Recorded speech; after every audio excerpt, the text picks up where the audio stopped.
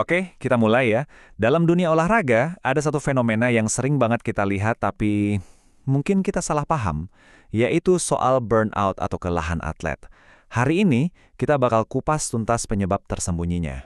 Coba deh, pernah nggak sih kalian bertanya-tanya, kenapa ya banyak banget atlet muda yang super berbakat, yang kita pikir bakal jadi bintang besar, tiba-tiba malah berhenti? Ini pertanyaan yang jujur aja sering bikin kita semua bingung.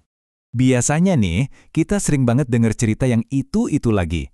Pas ada atlet yang kelihatan kesulitan atau nyerah, penjelasan yang keluar tuh seringnya simple banget dan terus terang cukup keras.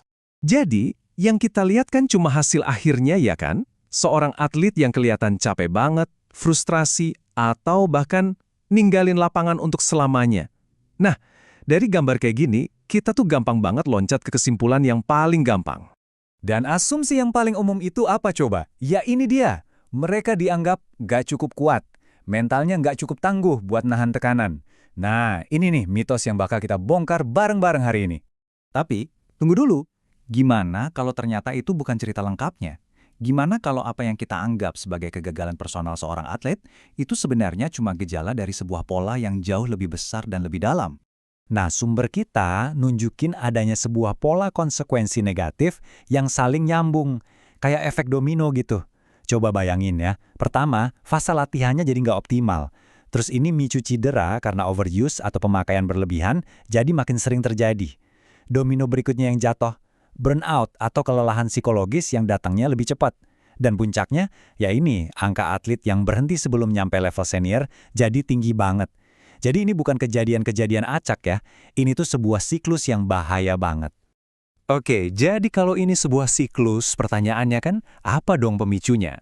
Jawabannya mungkin bakal bikin kalian kaget, karena ini ternyata sama sekali bukan tentang atletnya. Semuanya itu berawal dari sini.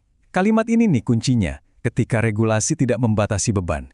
Ini nunjukin kalau akarnya itu udah ada jauh sebelum si atlet nginjak lapangan pertandingan.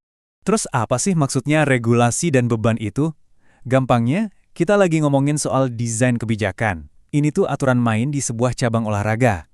Mulai dari jadwal latihan, seberapa sering mereka harus tanding, sampai total beban kerja yang ditaruh di pundak seorang atlet. Nah, inilah kerangka sistemnya, tempat para atlet ini bergerak. Nah, kalau kita udah paham ini, cara kita ngelihat masalahnya tuh jadi berubah total. Ini bukan lagi soal nyari siapa yang salah, tapi lebih ke memahami di mana sih akar masalah yang sebenarnya. Dan ilustrasi ini, ini ngegambarin pergeserannya dengan jelas banget. Selama ini kan kita tuh terlalu fokus ke yang sebelah kiri, nyalahin mental si atlet. Tapi sumber kita dengan tegas nunjukin kalau kita harusnya lihat yang di sebelah kanan. Masalah sebenarnya akar dari semua gejala tadi itu ada di desain kebijakannya. Jadi, poin paling krusialnya, dan ini yang paling penting buat kita ingat-ingat ya, masalahnya bukan mental atletnya. Masalahnya itu ada di desain kebijakannya.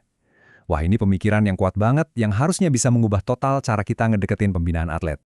Dan ini akhirnya ngebawa kita ke satu pertanyaan terakhir yang penting banget buat kita semua.